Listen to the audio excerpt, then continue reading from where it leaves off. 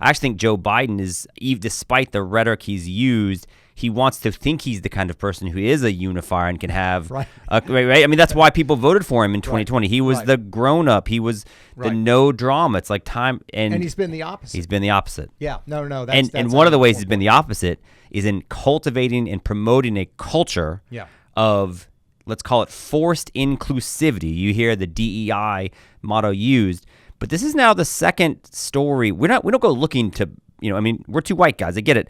We don't go looking to make fun of DEI, but we did a podcast about the Boeing and the astronauts who, by the way, are still stuck in space while Boeing pursued full-throated these diversity initiatives, and they changed some of their corporate goals and said, we're going to be about diversity. Now, Secret Service has done the same thing. Yeah, Secret Service has undergone a big change over the last 20 years. And I think that's part of the problem that they're facing and the reason that they had this failure in Pennsylvania. Remember, the Secret Service used to be this elite unit designed to protect the president in the Treasury Department. Then Department of Homeland Security was created by the Bush administration, the George W. Bush administration. They were rolled into that. So they are now part of this massive Department of Homeland Security being run by Mayorkas. And they've actually had their budget cut over the last 10 years because DHS has decided to publicize or prioritize other things. But you wonder, well, then how does somebody like that get hired on? And then that's where, you mentioned the vision and the new goals of the Secret Service. This is part of a 30 by 30 initiative. And so this is another thing I did not know. Again, my fault with the soccer.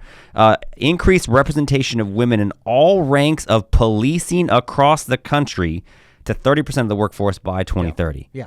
And what happens is, and again, there are fantastic Secret Service agents that are female. It's fantastic. The problem is that it should be based on merit. Yeah. And if you immediately say we have to have 30% in this category, you are going to have to compromise on the candidates. And so you certainly have the case you just talked about. There was a case a couple of years ago, Carrie O'Grady, who was a Secret Service agent, who said openly she would, quote, not take a bullet for Trump.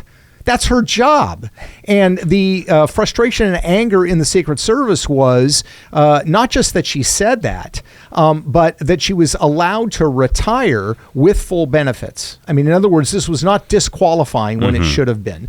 And so the concern and the problem is you are letting standards slip. You're letting standards fall in the search for DEI. And as you said, this has been a question in other areas like Boeing. It's been a question in medical schools. Are you actually trying to get the most excellent candidate to fill the job regardless of their complexion and regardless of their sex, or are you trying to fill a quota? And if you're going to fill a quota, you're going to end up letting some things slip through the gaps that are going to cause problems, and you can't have that with an entity like the Secret Service. And I've talked to Secret Service agents, for the record, who think that the Secret Service did everything they were supposed to do in the shooting because their policy is not to proactively engage. Because the person I spoke to said, you're sort of damned if you do, damned if you don't.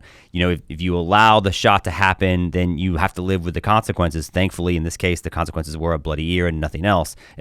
But also, other than another death in the crowd and other people who are significantly injured.